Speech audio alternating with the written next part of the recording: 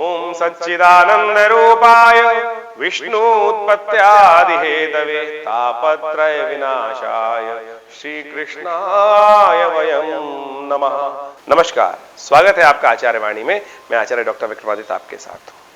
आज हम बात करने जा रहे हैं धनु राशि वालों के लिए कैसा रहेगा सितंबर का मध्य भाग। देखिए, सितंबर के मध्य भाग में कई ग्रहों का परिवर्तन होने का योग बन रहा है और धनु राशि वालों के लिए समझें, धनु राशि के दो केंद्र भाव हैं जिसमें बुध उनके स्वामी हैं। धनु राशि वालों के लिए विशेष तौर पर आप ये बात करें तो दशम और सप्तम का जो स्वामी है वो बुध है और बुध इन दिनों चल रहे हैं अस्त और साथ साथ चल रहे हैं विशेष तौर पर वक्री भी। तो इन विशेष तौर पर सितंबर के मध्य भाग में इन दोनों में परिवर्तन आने के योग बनने वाले हैं। तो आपके लिए बहुत महत्वपूर्ण है ये समय। कई परिवर्तन की पॉजिटिव चेंजेस के लिए बहुत समय अच्छा अनुकूल दिखाई देता है।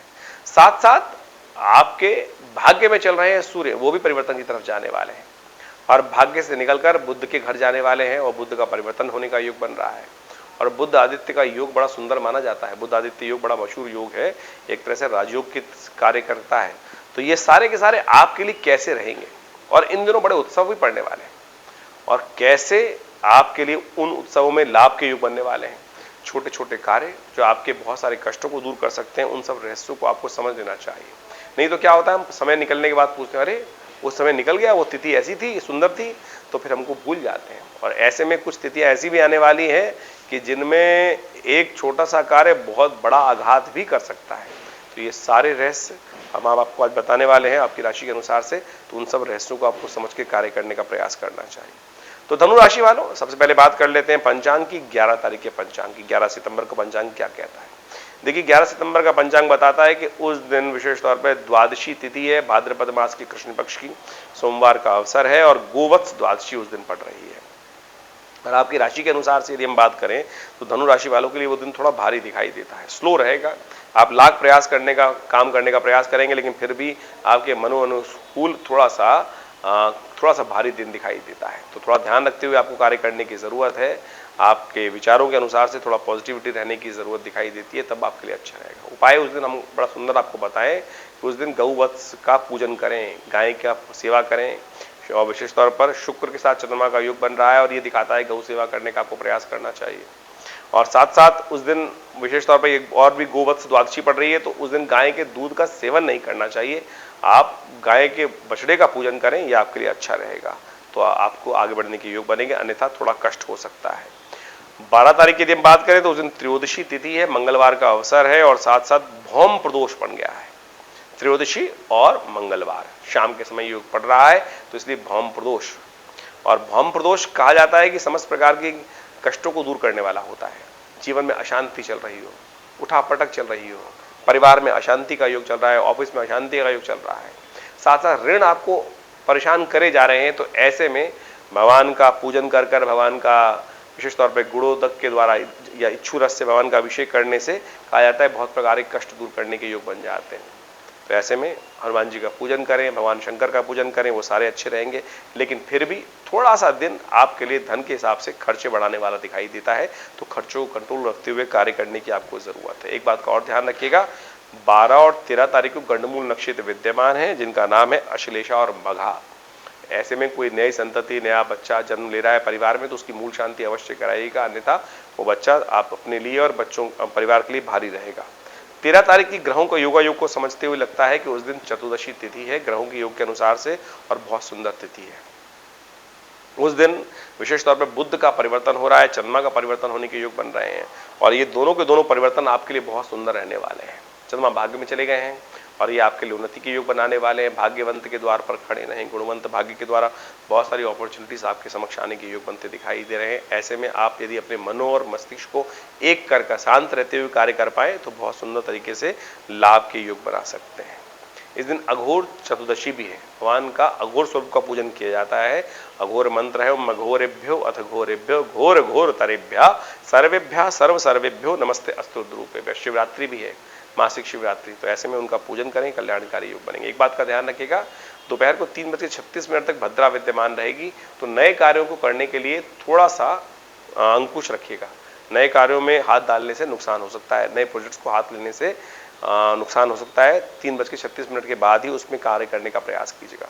शाम को बुध का उदय होने का योग बनेगा। बुध ग्रह दिखाई देंगे आकाश मंडल में, जो करीब करीब 17:07 के बाद बुध उदय हो जाने के योग जो बन रहे हैं वो आपके लिए विशेष तौर पर सुंदर रहेंगे, आगे बढ़ने के योग बना सकते हैं। तो ऐसे में आपको पूरी तरह से काम करने का सुंदर अवसर मिल सकता है, आगे बढ़ने के योग बनते दिखाई दे रहे हैं।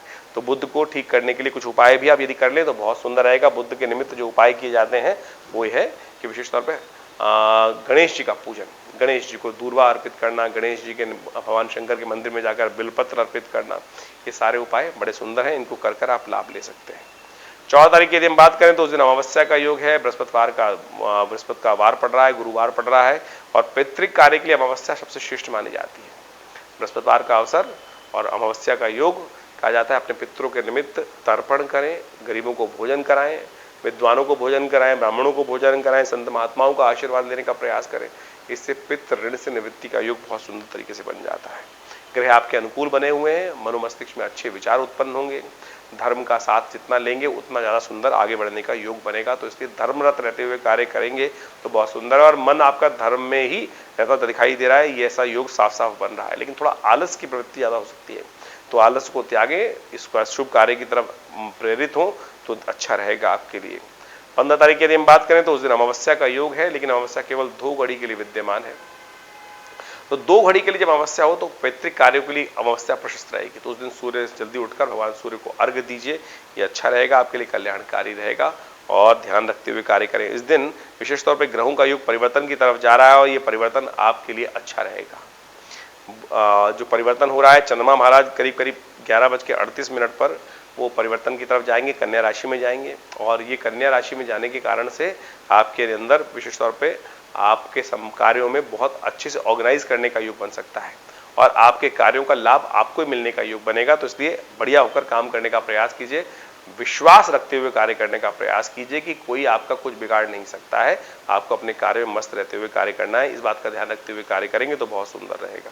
16 तारीख के दिन जो तिथि बन रही है वो प्रतिपदा तिथि बन रही है और विशेष तौर पर शनिवार का अवसर है। उस दिन बुध भी मार्गी होने के योग बना रहे हैं। बुध महाराज कई दिनों से वक्री चल रहे थे और विशेष तौर पर जब भाग्य में चल रहे थे तो पूरी तरह से आगे बढ़ने के योग नहीं बन पा रहे थे और आपकी राशि के अनुसार से तो बुध बहुत विशेष तौर पर आपके इंपॉर्टेंट ग्रह हैं। कोई भी ग्रह शुभ कार्य करेगा तो बुध में थोड़ी शक्ति आ जाती है, लेकिन बुध जब 2 गलत स्थिति में फंस गए, एक तो वक्री हो गए, फिर अस्त भी चल रहे थे तो उदय हो चुके थे, लेकिन अब मार्गी भी होने जा रहे हैं तो आपके कार्यों में बहुत अच्छे से गति प्रदान करने के योग बनाने वाले हैं। तो ऐसे में कन्या पूजन भी कर लीजिए, बहुत सुंदर रहेगा। शनि महाराज को ठीक करने का भी दिन है क्योंकि शनिवार है, तो ऐसे में कोशिश करें शनि के मंत्र का जप करें और एक काम करें, पीपल के पेड़ के पास जाकर एक दिया प्रज्वलित करा के वहां रखें तो आपके लिए अच्छा रहेगा। हम बात कर लेते हैं 17 तारीख की। 17 तारीख की तिथि बहुत विशेष तिथि है। उस दिन भाद्रपद मास के विशेष तौर पर कृष्ण शुक्ल पक्ष की द्वितीया तिथि है और इस दिन चांद बेहद खास होता है। कहा जाता है कि द्वितीया भाद्रपद मास के द्वितीया के चांद को अवश्य देखना चाहिए और इसको देख लेने से क्या होता है कि चतुर्थी के चांद का दोष नहीं लगता है, कलंक से बचने का रास्ता है आपके ऊपर। कई बार क्या होता है, हम कार्य कर रहे होते हैं, जीवन में चल रहे होते हैं, लेकिन कई बार हमारे पर मिथ्या दोषारोपण हो जाता है। कहीं ना कहीं ये योग ऐसे हैं जो कष्ट देने के योग बना देते हैं, तो उनसे निवृत्ति के लिए आप इस चांद के दिन, रविवार के दिन चांद का दर्शन अवश्य कीजिएगा। इस दिन जो हम तिथि बता रहे हैं 17 तारीख को, और 17 तारीख की तिथि बहुत खास है क्योंकि उस दिन संक्रांति भी है, रविवार भी है। रविवार को संक्रांति होने से हृदय नाम का योग बन जाता है। कहा जाता है कि सूर्य से संबंधित समस्त दोषों को निवृत्त करने का योग बन जाता है। सूर्य अपनी राशि से, अपने घर से निकलकर बुध की राशि में ही जा रहे हैं और बुध मार्गी होकर बहुत सुंदर योग बनाने वाले आने वाले समय में। तो ऐसे में ध्यान रखते हुए कार्य करें। बुध का के निमित्त उपाय भी कर सकते हैं। विशेष तौर पर आपके लिए सुंदर योग ये रहेगा कि आप सुबह सुबह भगवान सूर्य का दर्शन करें, आदित्य सूक्त का पाठ करें, गायत्री का पाठ करें, नमक का दान करें, गेहूं का दान करें और शाम को चंद्र दर्शन अवश्य कर अपने माता पिता का आशीर्वाद लें। ग्रह योग परिवर्तन की तरफ है और आपके लिए बड़े अच्छे योग आगे आने वाले समय बनते दिखाई दे रहे हैं। ऐसे में आपकी कीर्ति में वृद्धि के योग बन सकते हैं और सूर्य का परिवर्तन जो आपके लिए आने वाले समय में बहुत महत्वपूर्ण रहेगा। 1 महीने के लिए क्या कुछ करेंगे सूर्य, उसके लिए एक अलग से वीडियो बना हुआ है, आप अपने चैनल पर जाकर देख सकते हैं हमारे आचार्यवाणी पर। वो आपको पूरा बता देगा कि 1 महीने सूर्य आपके साथ क्या क्या करने वाले हैं। तो ऐसे में विशेष तौर पर बात कर लेते हैं 18 तारीख की। 18 तारीख को तृतीया तिथि है, सोमवार का अवसर है। उस दिन वराह जयंती है। देखिए, वराह जयंती अपने आप में बड़ा सुंदर योग है। कहा जाता है कि भगवान के पास जो भी जाते हैं, भगवान समस्त उनके कष्टों को दूर करने का योग बनाते हैं। जब हिरण्याक्ष ने इस पृथ्वी को बहुत तरह से त्रास देने का प्रयास किया, तब भगवान शंकर ने वराह रूप, भगवान विष्णु ने वराह रूप धारण कर पृथ्वी का उद्धार भी किया था, पृथ्वी के कष्ट का निवारण किया था और हिरण्याक्ष का संहार किया था। तो ऐसे में इस दिन विशेष तौर पर भगवान विष्णु का पूजन करना चाहिए। उनका विशेष तौर पर पंचामृत के द्वारा उनका अभिषेक किया जाता है, फिर उस पंचामृत को आशीर्वाद स्वरूप ग्रहण किया जाता है और उस पंचामृत को ग्रहण कर लेने से, चरणामृत को ग्रहण कर लेने से, जब भगवान का अभिषेक हो गया उस जल से, तो चरणामृत बन जाता है। वो कहा जाता है अकाल मृत्यु हरणम सर्वव्याधि विनाशनम विष्णु पादोत्कम पित्वा पुनर्जन्म न विद्यते। उसको इसी रूप से ग्रहण करने का प्रयास कीजिए। ग्रहों का योग आपके लिए अच्छा बना हुआ है, आगे बढ़ने के पॉजिटिव योग बने हुए हैं, तो इसको यूटिलाइज करते हुए आपको कार्य करने का प्रयास करना है। केवल मन से द्वंद्वता हटानी है, अपने कार्य में मस्त होकर कार्य करने का प्रयास करना है। ये आपके लिए बड़ा सुंदर योग है। वहीं 19 तारीख के दिन बात करें तो उस दिन बहुत विशेष तिथि है। एक तो गणेश जी का जन्म दिवस है, उसके साथ साथ कई और भी योग बन गए हैं। पंचांग के अनुसार से उस दिन 19 तारीख को भाद्रपद मास के शुक्ल पक्ष की चतुर्थी तिथि है। शुक्ल पक्ष की चतुर्थी यानी गणेश चतुर्थी, भगवान गणेश का अवतरण दिवस। साथ साथ मंगलवार पड़ गया है तो अंगारक चतुर्थी बन गई, मंगल का भी जन्म दिवस हो गया है। साथ साथ हनुमान जी, मंगलवार है तो हनुमान जी का जन्म दिवस भी है। तो त्रिदेवों का विशेष तौर पर ध्यान करने का हमको प्रयास करना चाहिए और बहुत सुंदर तरीके से हनुमान चालीसा का पाठ करें, भगवान गणेश का पूजन करें। उनको स्थापित किया जाता है पूरे महाराष्ट्र में, तो गणेश उत्सव का बड़ा सुंदर योग रहता है। तो समस्त विघ्नों को दूर करने वाले भगवान माने जाते हैं और बड़े सुंदर तरीके से उनका पूजन करके समस्त कार्य कर आप लाभ ले सकते हैं। और कहा जाता है कि ऐसे शुभ योग में यदि घर में कष्ट चल रहा है और बहुत अन्य जीवन में अशांति का याद चल रहा है, तो विशेष तौर पर गणेश जी की स्थापना करें, मंगल का पूजन करें, मंगल की निवृत्ति के लिए हनुमान जी का पूजन करें। ये सारे उपाय करके अपने समस्त कष्टों को दूर करने का योग बना सकते हैं। साथ साथ कलंक चतुर्थी भी है इस दिन चंद्र दर्शन निषेध है। भगवान कृष्ण ने भी चंद्र का दर्शन कर लिया था तो उन पर भी कलंक लगा। तो इस दिन कम से कम इस बात का ध्यान रखें कि चौथ के चांद को समस्त बुद्धिजन त्याग देते हैं, दर्शन नहीं करते हैं।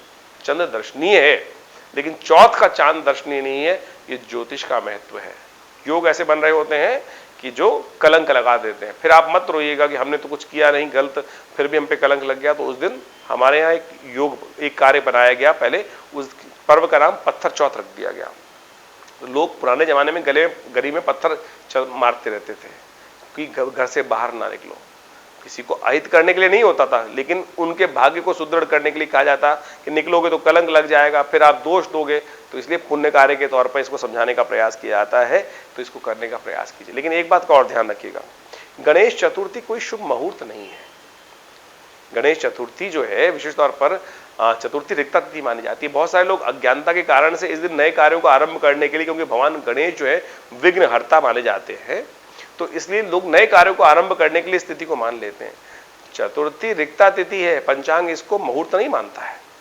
लोकाचार के अनुसार से बहुत सारे लोगों ने अपनी प्रथाएं बना दी, प्रचलित कर दिया उसको, लेकिन पंचांग इसको नहीं कहता है। तो चतुर्थी रिक्ता तिथि है और साथ में भद्रा भी विद्यमान है। तो नए कार्यों को आरंभ करने के लिए उस दिन शुभ योग नहीं रहेगा। ये हम आपको समझाने का प्रयास कर रहे हैं। दोपहर को 1:43 तक तो कम से कम भद्रा है, इस बात का ध्यान रखते हुए कार्य करना चाहिए आपको, तो आपके लिए अच्छा रहेगा। हम बात कर लेते हैं 20 तारीख की। 20 तारीख को ग्रहों का योगा योग दिखा रहा है कि विशेष तौर पर ग्रहों का योगा योग जो बन रहा है वो विशेष तौर पर आपके लिए थोड़ा सा भारी दिखाई देता है। चंद्रमा वृश्चिक राशि में चले जाएंगे सुबह सुबह, थोड़े से खर्चे बढ़ने के योग बन जाएंगे, जुर्माने होने के योग बन सकते हैं। तो जो भी कार्य करें बहुत सावधानी के साथ करने का प्रयास करें। अपने कष्टों को निवारण करने के लिए संतों का आशीर्वाद लें। ऋषि पंचमी है उस दिन, ऋषिगण पूजन, संत महात्माओं का पूजन करके उनको वस्त्र इत्यादि का दान कर आप अपने कष्टों को दूर कर सकते हैं। तो इस प्रकार से पूरे दिनों में कैसा रहेगा समय, ये हमने आपको बताया। कोई मन में प्रश्न हो तो चिंता ना करें, व्हाट्सएप के माध्यम से हमें प्रश्न लिख के भेज सकते हैं, उसका निवारण हम उसका उपाय भी भेजेंगे। और कोई खास बात है तो अपॉइंटमेंट लेकर बात कर सकते हैं। धन्यवाद।